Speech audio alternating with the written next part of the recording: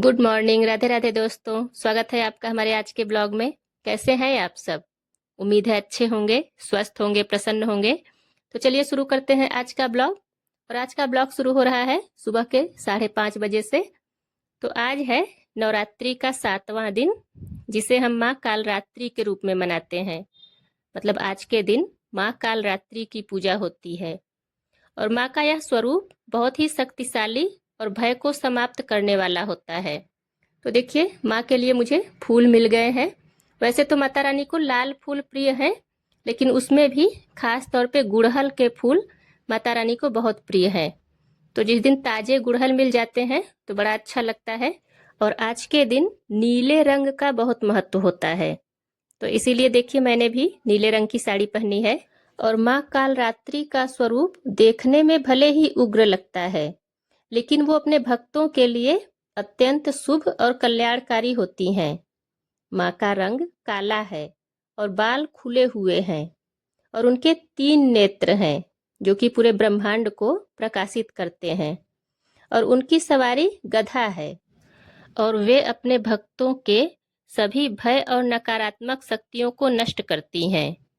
और ऐसा कहा जाता है कि जब राक्षसों का अत्याचार बढ़ गया था, तब माँ दुर्गा ने कालरात्रि का रूप धारण किया और सभी दुष्ट शक्तियों का विनाश किया।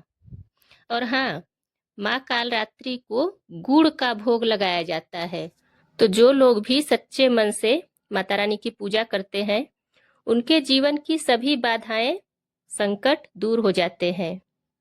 और आज के दिन हर किसी को माँ से अपने लिए सुख समृद्धि और माता रानी की कृपा जरूर मांगनी चाहिए।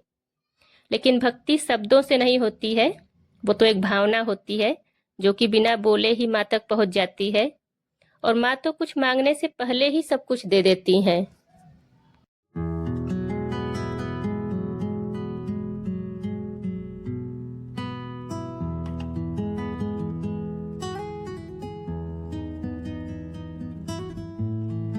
तो अब मैं आ गई हूँ किचन में।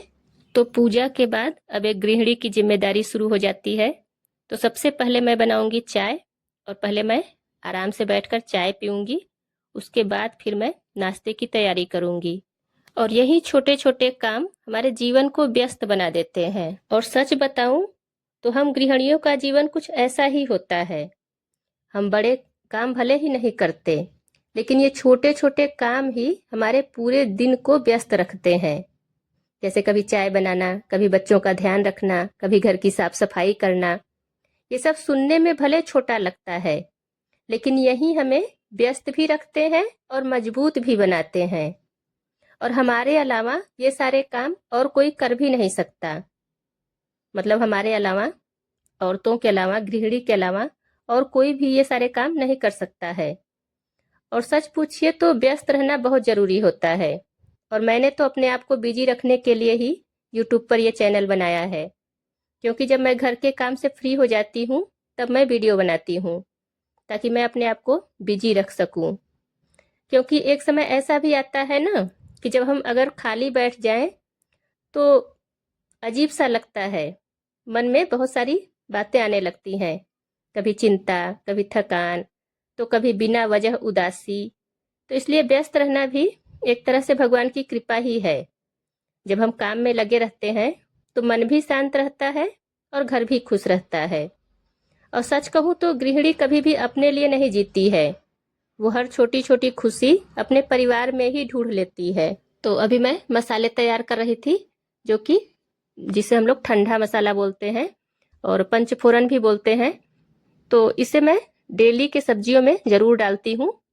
एक दो सब्जियां होती हैं जिसमें मैं नहीं डालती हूँ, जैसे लौकी है और पनीर है। नहीं तो ज्यादातर सब्जियों में मैं इसे जरूर डालती हूँ।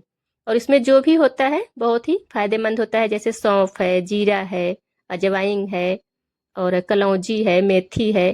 तो ये सारे ही मसाले बहुत ही फायदेमंद होते हैं।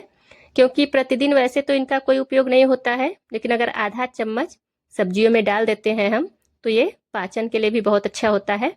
सौंफ और अजवाइन ये सब बहुत फायदेमंद होता है।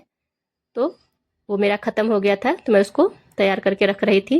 और मेरा नाश्ता बन गया है, तो अभी मैं किचन की साफ़ सफाई कर रही हूँ।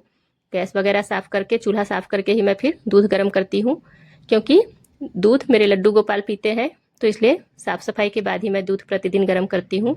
तो जब बच्चे घर पे होते हैं तब समय नहीं मिलता है, और जब बच्चे बड़े हो जाते हैं, पढ़ाई के लिए बाहर चले जाते हैं, तब इतना समय रहता है कि समझ में नहीं आता कि क्या किया जाए। तो इस तरह घर के कामों से फ्री होकर मैं 2-3 घंटे वीडियो बनाना, एडिट करना, इस सब में व्यस्त रहती हूँ। तो इस तरह से मेरा पूरा दिन निकल जाता है। और जो भी बहनें मेरी तरह होंगी, जिनके बच्चे बाहर चले गए होंगे पढ़ाई के लिए, वो मेरी बात को ज़रूर समझेंगी। तो आज के ब्लॉग में बस इतना ही। अगर आपको वीडियो पसंद आए तो वीडियो को लाइक कीजिए।